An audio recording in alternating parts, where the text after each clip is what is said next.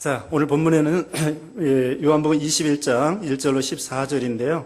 얼마 전에 부활주일에 이 말씀 증거했죠.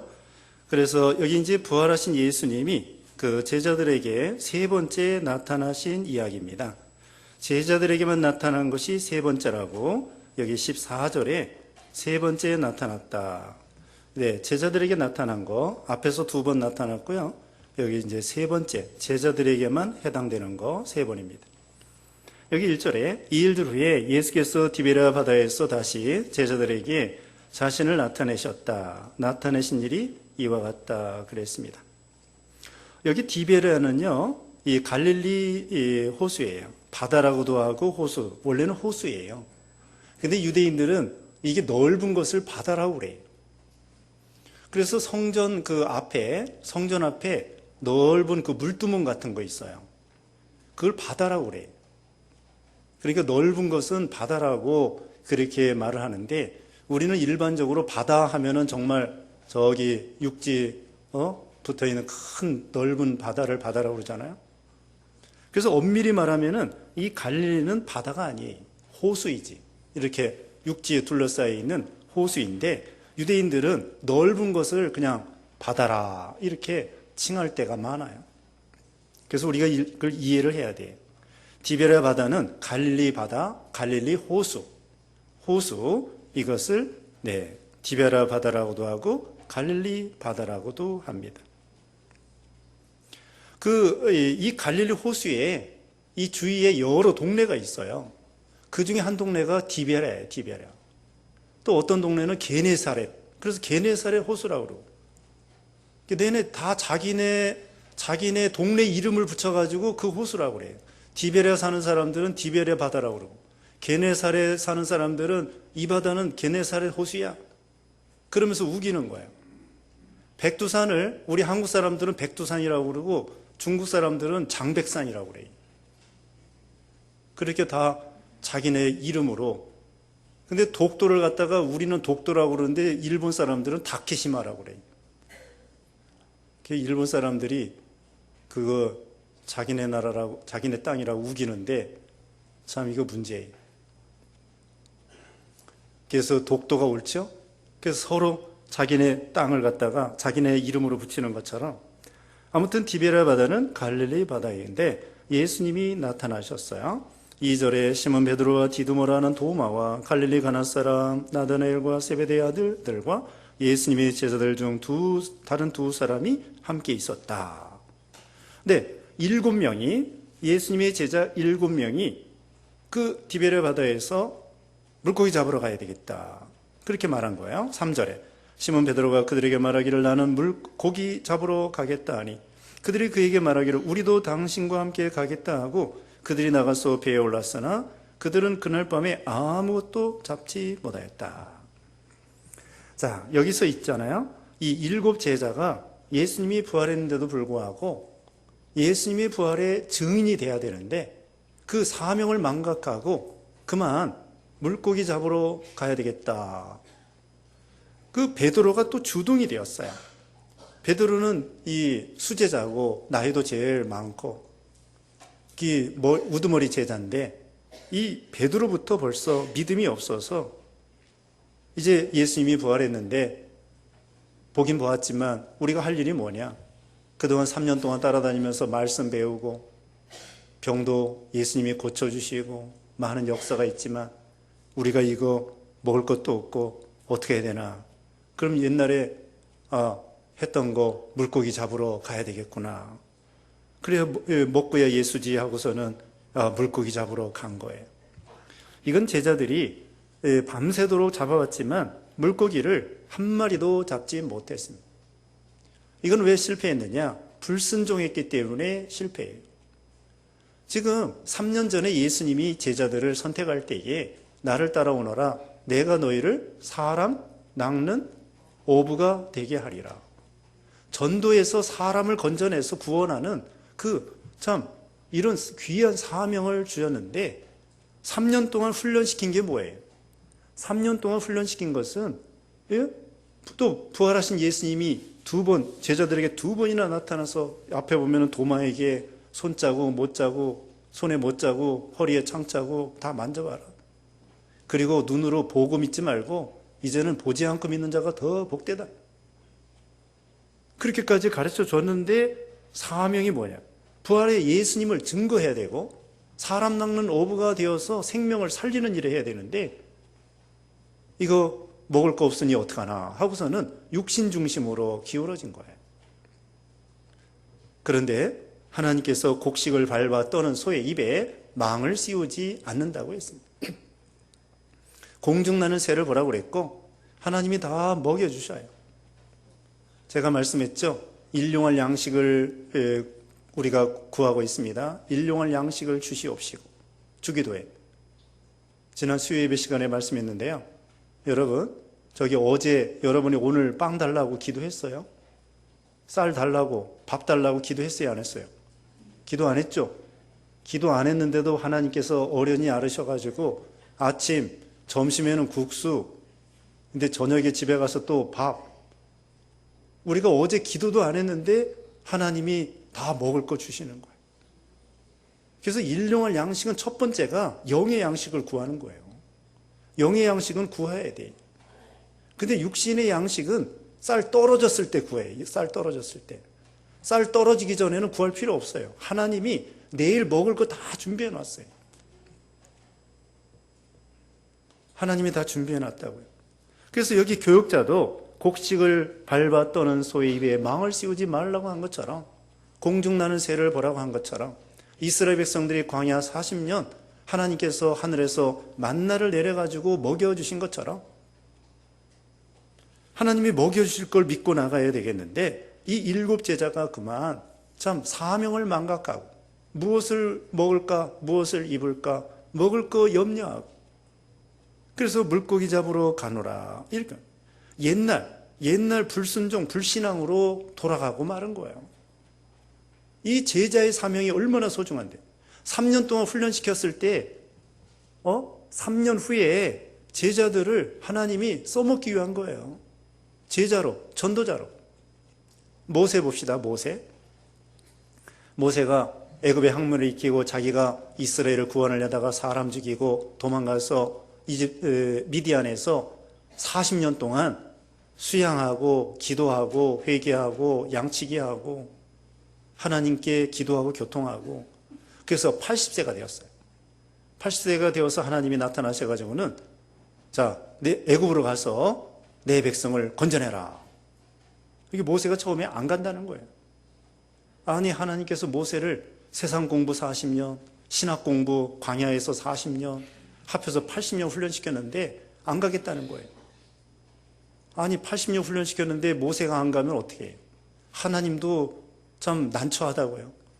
그래서 계속 모세에게 가라고 했습니다. 그리고 말 못한다고 하니까 내 형 아론이지 않느냐. 대변인 붙여주겠다. 그래서 나중에 모세가 순종하여 가니까 사명을 가지고서는 순종하여 가니까 10가지 재앙을 내리고 홍해를 가르고 이스라엘 백성들 200만 명을 구원해낸 거예요. 순종하니까 하나님이 역사하시고 불순종하고 사명을 망각하고 그러면 하나님께서 여기 보면은 실패 한 마리도 잡지 못하게 해주신 거예요. 하나님이 못 잡게 하신 겁니다. 이때는 못 잡아야 좋은 거예요. 못 잡아야. 실패해야 좋은 거예요. 여러분 실패해도 유익이 되는 게 있어요. 성공하면은 오히려 망할 수가 있습니다. 예를 들면은 요나가 불순종하다가 니느웨로 가라 저 동북 쪽으로 가라 그랬는데 서쪽으로 배 타고 도망가다가 처음에는 순풍에 돛단 듯이 가다가 나중에 풍랑을 만났어요. 그 풍랑을 만난 것이 그게 축복이라. 왜? 회개하게 되고 바로 서게 되고 그 물고기 뱃속에서 나오게 되고 그 다음에 능력을 힘입어서 다시 니느웨로 가서 복음을 전해서 니느웨 사람들을 다 회개시켰어요. 근데 만약에 풍랑이 안 일어나고 순풍에 돛단 듯이 서쪽으로 가다가 어떻게 됐을까요? 그 다음에 죄 짓고 망하는 거예요. 근데 하나님이 풍랑을 일으켜가지고 요나에 딱 풍랑을 일으켜가지고는 물고기 뱃속에 들어가게 해서 회개시켜서 살려가지고는 하나님의 큰 역사가 일어나게 해 주신 거죠. 그러니까 어떤 때에는 길이 막히는 것도 하나님께서 유익으로 주시는 거예요. 잘 되는 것만이 반드시 성공이 아닙니다. 때로는 실패가 하나님께서 유익으로 주실 때가 있어요. 수학에 있어서 있잖아요. 수학에 있어서 마이너스 곱하기 마이너스는 플러스예요. 마이너스 1 곱하기 마이너스 1은 그냥 1이에요. 맞죠, 우리 원장님? 네. 마이너스 곱하기 마이너스는 1이에요. 플러스가 돼버린다고. 왜 그런지 모르겠어요, 하여튼. 근데 마이너스 1 더하기 마이너스 1 더하기는 그냥 마이너스인데 곱하기 하면은 플러스가 돼버려요. 그러니까 실패가 우리가 플러스가 되고 유익이 될 수가 있어요. 하나님은 어떻게 역사할지 몰라요. 우리 사이버 하는데요. 오늘 선교사님 11시 반 예배 참석했다가 우리 장로님들과 얘기하고 점심 먹고 가셨는데 필리핀에서 그 장애자 선교사 하시는 분이 장애자 학교, 신학교, 또 일반 학교 이렇게 하시는 분인데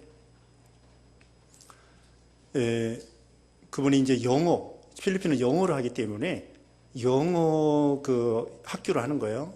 전부 이제 영어로 하죠. 그 나라 언어가 영어하고 따갈로그인데 영어가 공용어예요.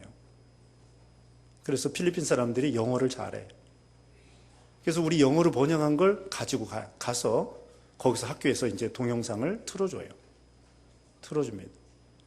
근데 처음에는 우리가 영어 할 때 어떻게 했냐면요. 그냥 직통으로 듣고 그냥 이렇게 말로 바로 이렇게 동시 통역을 하려고 했어요. 근데 뭐 1년이 지나고 2년이 지났는데도 진척이 안 되는 거예요.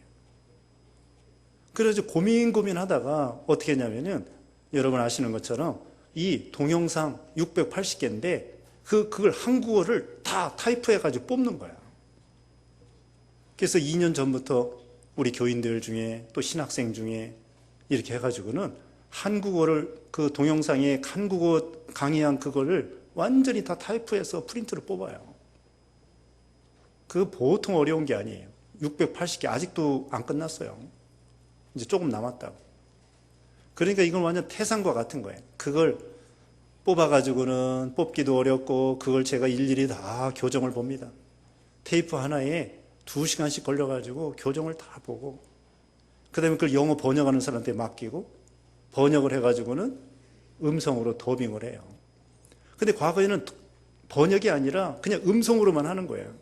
이게 프린트가 없어요. 프린트가 없으니까 프린트가 없기 때문에 이걸 가지고 러시아어나 뭐 스페인어나 이런 걸 하지를 못해요. 프린트가 없으니까. 그런데 다시 말하면은 영어로 직통으로 프린터 없이 하려고 하니까 안 됐기 때문에 프린트를 다 뽑아가지고 프린트로 번역을 해가지고 그걸 나눠줘서 번역을 하게 되니까 가능히 한 거예요. 그렇게 결국은 합력의 선을 이루게 된 거예요. 만약에 직통으로 이 음성으로 한 것이 술술술 됐다고 하면은 이거 프린트가 안 나오기 때문에 상당히 계속해서 곤란할 수밖에 없는데 다행히 그 길을 막혀가지고 이걸 일일이 다 어려운 일이지만 뽑아가지고 프린트로 나눠줘서 프린트로 번역을 해서 프린트를 가지고 또 다른 나라 언어로 번역을 할 수 있다 이거죠. 아무튼 합력하여 선을 이루게 돼서 어려운 일이지만 돌아가는 일이에요. 돌아가는 일. 직통으로 가서 길이 막히니까 돌아가는 일이 어렵지만 그게 사실은 왕도가 없고 그렇게 해야 됐더라 이거예요. 그래서 유익이 됐습니다. 하여튼 합력하여 선을 이룬 거예요. 길이 막히는 거 그게 오히려 유익이 됐던 것입니다. 그래서 이 물고기 잡지를 못했기 때문에 이 제자들이 자기를 생각해 보는 거예요. 내가 이걸 뭘 잘못했나? 우리가 혹시 잘못 알고 있는 거 아닌가? 하나님이 이게 길을 막아 놓으셨는데 거기서 자기 자신을 회개하게 되고 그 자기 자신을 발견하게 되고 하나님의 능력을 체험하게 되고 하나님의 뜻을 분명하게 깨닫게 돼요. 엘리야도 850명 거짓 선지자하고 싸워 이겼어요. 하늘에서 막 불이 내리고 그리고 이스라엘 백성들이 다 회개하고 그래서 잘하는 줄 알았는데 아합 왕 이세벨이가 이 엘리야를 죽이려고 하는 거예요. 그래가지고 걸음아 나살려라고는 광야로 도망쳤습니다. 도망쳐서 사환을 남겨놓고 자기 혼자 로뎀나물에 쓰러졌다가 하나님이 떡과 물을 공급해 주심으로 호렙산에 가서 거기서 회개하고 하나님의 뜻을 찾고 기도하고 그 다음에 사명을 다시 깨닫게 되었어요. 그래가지고 후계자를 키우고 엘리사를 키우고 하나님의 큰 역사를 이뤘죠. 자, 실패가 반드시 실패가 아닙니다. 성공이 반드시 성공이 아니에요. 성공이 실패가 될 수 있고 성공을 통하여 망할 수도 있습니다. 잘 되고 망할 수도 있어요. 안 되는 것이 반드시 실패가 아닙니다. 안 되는 걸 통하여 오히려 하나님의 능력을 힘입고 회개하고 하나님의 뜻을 찾고 진정한 성공을 할 수 있을지도 몰라요. 그래서 여기서는 안 돼야 되기 때문에 안 된 거예요. 이때 잘 되면 계속 물고기나 잡아 먹으려고 한 거예요. 아니, 이 복음 전하는데 얼마나 이게 중요한 건데. 3년 동안 훈련시키고. 4절입니다. 날이 셀 때 예수께서 바닷가에 서 계셨으나 제자들은 그가 예수님이신 줄을 알지 못하였다. 세상이 기울어져서요. 예수님이 몰라보는 거예요. 예수님을. 신령한 눈이 어두워져서. 누가복음 24장에도 예수님이 부활하신 다음에 엠마오로 두 제자가 내려갔습니다. 엠마오로 내려가는데 주거니 받거니 예수님 부활에 대해서 얘기했는데 옆에 예수님이 따라붙으면서 얘기를 듣고 있어요. 그래서 너 무슨 얘기를 그렇게 하느냐? 아니, 오늘 된 일을 모르십니까? 아, 글쎄 예수라는 사람이 선지한 줄 알았는데 십자가에 죽었다가 살아났다고 합니다. 예수님이 옆에 가는데도 몰라보는 거예요. 근데 나중에 떡을 떼고 기도해 주니까 그때서 눈이 밝아져 가지고 예수님을 알아봤습니다. 여기도 이 세상에 기울어지고 무엇을 먹을까 돈 따라가고 세상 따라가고 육신 따라가고 염려 근심하고, 오늘 염려 근심하지 말라고 그랬죠? 염려 근심하고, 그러니까 이 신령한 눈이 어두워진 거예요.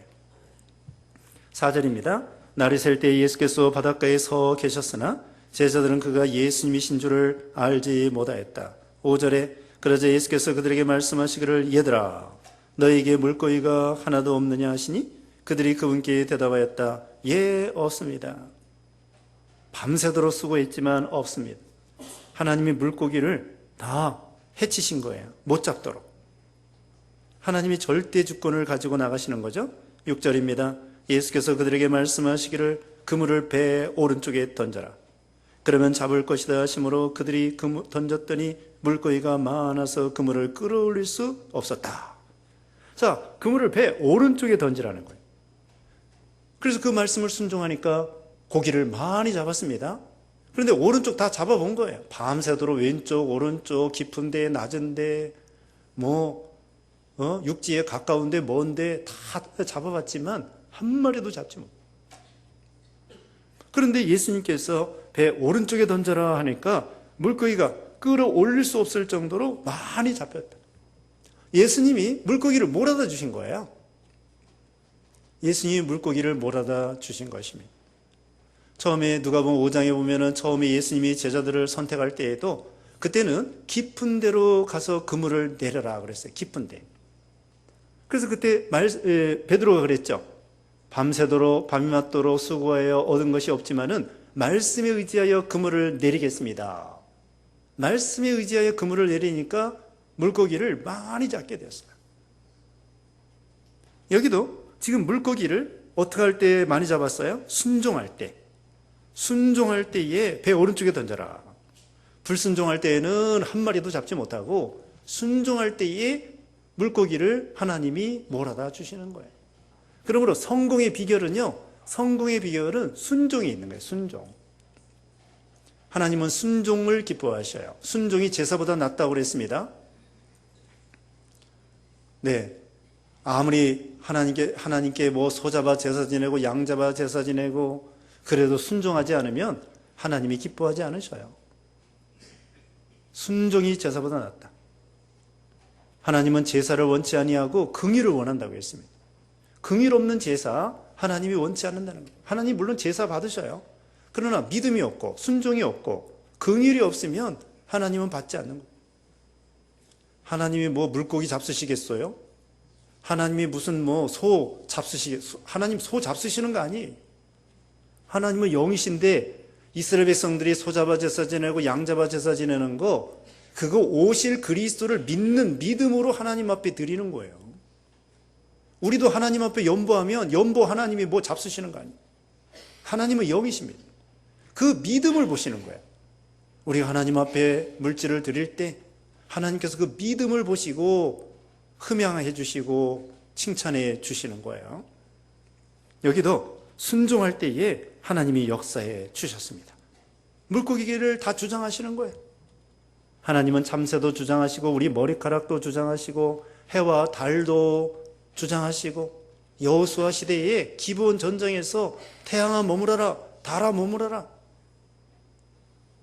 달도 태양도 멈추게 하실 수 있는 예수님, 무리로 걸어오실 수도 있는 예수님, 죽은 나사로에게 나사로야 나오너라, 죽은 자를 살릴 수 있는 그런 예수님, 그런 예수님을 보여주는 거예요. 하나님의 아들이고 천지 만물을 창조주이시기 때문에 시계를 만든 분은 시계 바늘을 조절할 수 있어요. 우리 하나님이 천지 만물을 창조했기 때문에 물고기 주장할 수 있어요.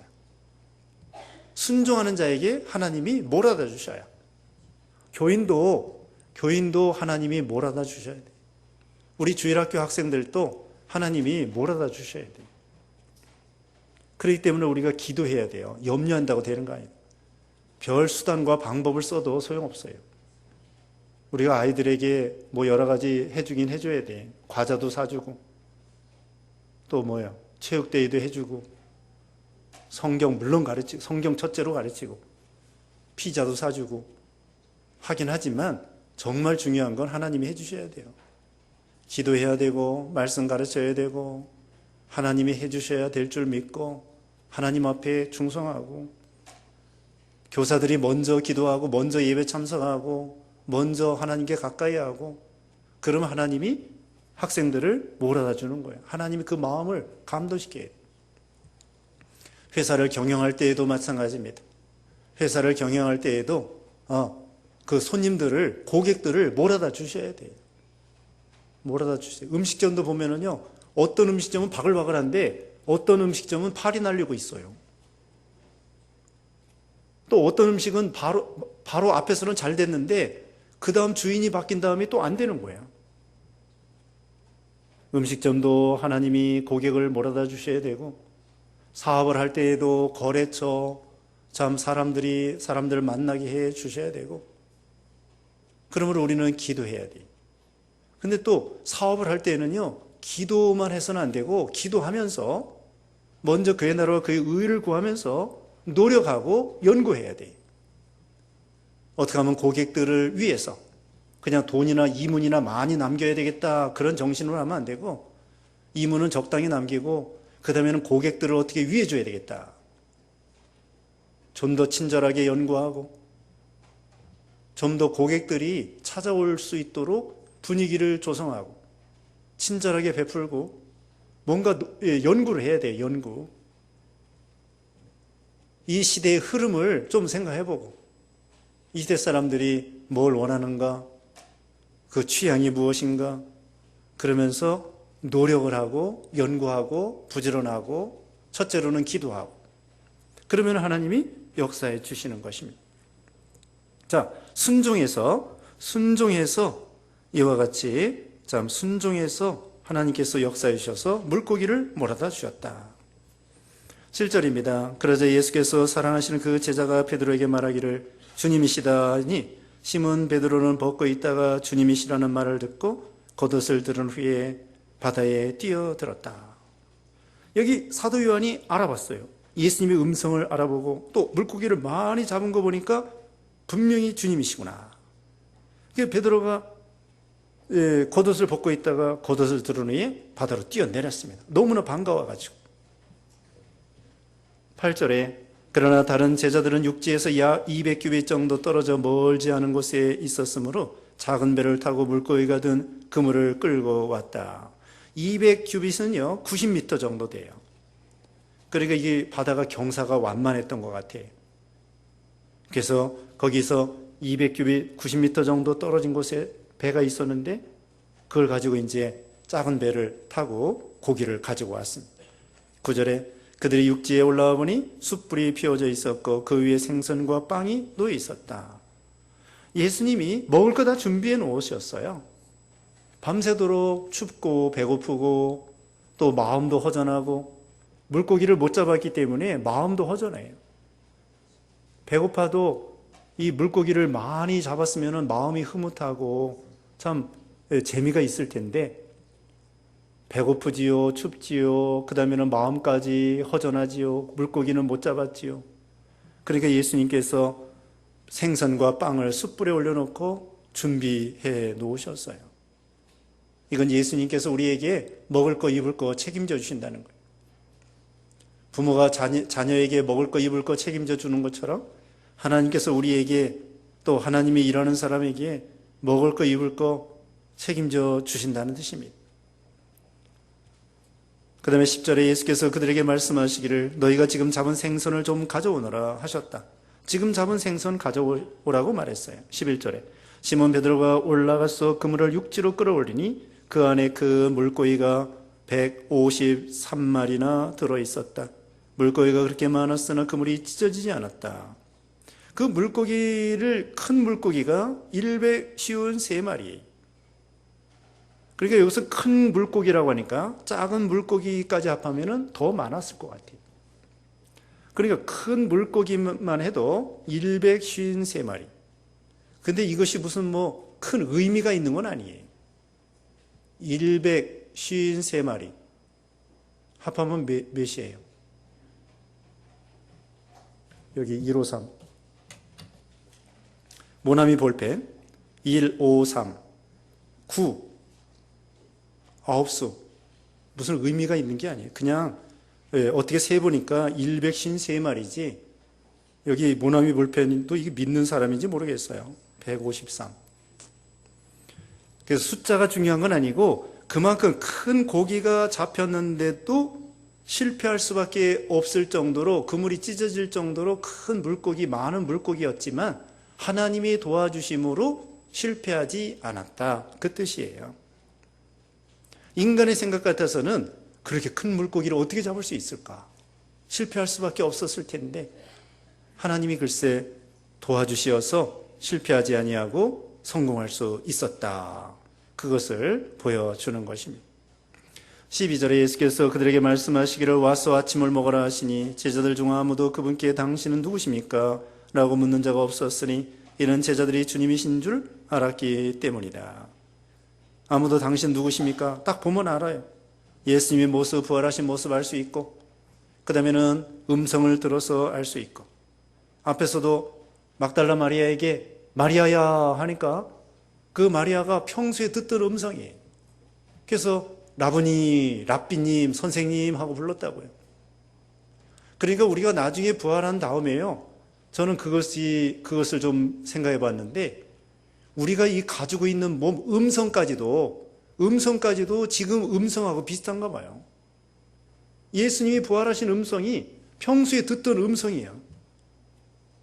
그래서 음성이 구분이 돼. 음성이 구분이 된다고.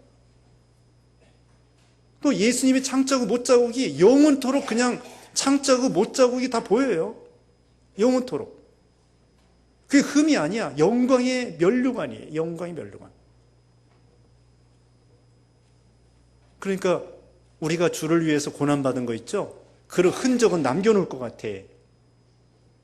근데 다른 흔적 말고 주를 위해서 흔적 있잖아요. 주를 위해서 고난받은 흔적.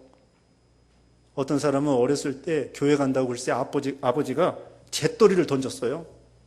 잿더리를 던져가지고 이마에 딱 맞았어. 이마에 흉이 졌네. 그건 아마 영광이 남아있을 것 같아. 왜냐면 교회 나간다고 딱 아빠가 던져가지고 이마를 흉지게 만들었으니까. 그런 흉은 남아있을 것 같고 정확한 게 몰라요. 왜냐면 예수님이 창자고 못자고 남아있으니까. 근데 안 좋은 흉은 하나님이 다 깨끗하게 해 주실 것 같고 영광스러운 흠, 주를 위해서 매맞고 주를 위해서 고난받은 흔적, 그건 남아있을 것 같아요. 저도 초등학교 2학년 때인가 3학년 때인가 하계학교 시골에서 갔다 오는데 글쎄 아버지가 그 언덕마루 술집에 앉아 계시다가 나를 불러요. 부르더니 뺨을 때리시더라고. 그 다음부터 교회를 못 나갔어요. 초등학교 3학년 때인가 4학년 때인데 하계학교 노래 부르면서 찬양 부르면서 올라오는데 술집에서 아빠가 딱 기다리다가 불러가지고는 뺨을 때리더라고. 그거 어때? 계속 그래도 교회 나가야 이게 영광일 텐데 맞고서는 핍박에 못 이겨서 교회를 못 나갔네.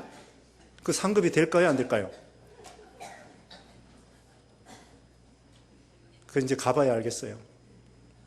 계속 그 뺨을 맞아도 교회 다녔어야 되는데. 그래가지고는 고등학교 1학년 때 명륜교회부터 다니기 시작한 거예요. 고등학교 1학년 때.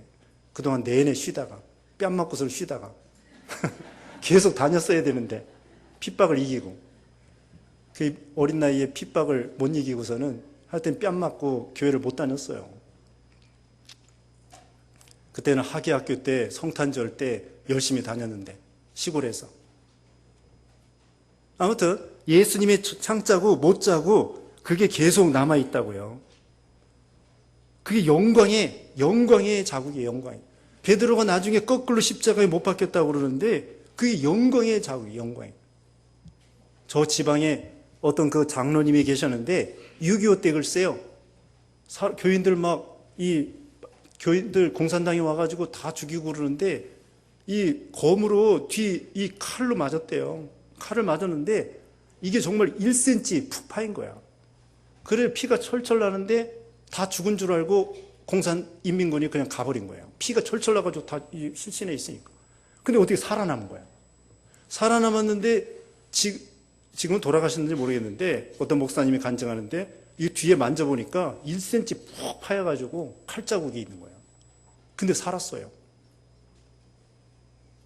그래서 다 죽은 줄 알고 인민군은 가버리고 피는 철철을 실신했다가 깨어나고 보니까 여기 피가 나는데 그게 살았는데 흉터가 푹 들어가가지고 그렇게 주를 위해서 고난받은 거, 환난받은 거, 그래서 그게 영광의 흔적이라. 그 다음에 14절입니다. 이것은 예수께서 죽은 자들 가운데서 살아나신 후에 제자들에게 세 번째로 나타나신 것이었다. 네, 예수님이 부활하신 모습을 세 번, 제자들에게만 세 번, 앞으로도 또 여러 번 보여주시죠. 세 번째 보여주셨습니다. 또 보여주고, 그 다음에 마지막으로는 승천하십니다. 사도행전 1장에 예수님이 승천하시면서 또 보여주시고, 40일 동안 계시면서 또 보여주고, 왜 그래요? 부활의 신앙을 가지라고. 부활의 확신을 가지라고. 우리에게는 부활이 있다. 오전 시간에도 말씀한 것처럼 우리 하늘나라에 시민권이 있다. 영생이 있다. 생명이 있다. 구원이 있다. 부활이 없으면 우리 기독교는 이건 소용없어요. 있을 필요가 없어요.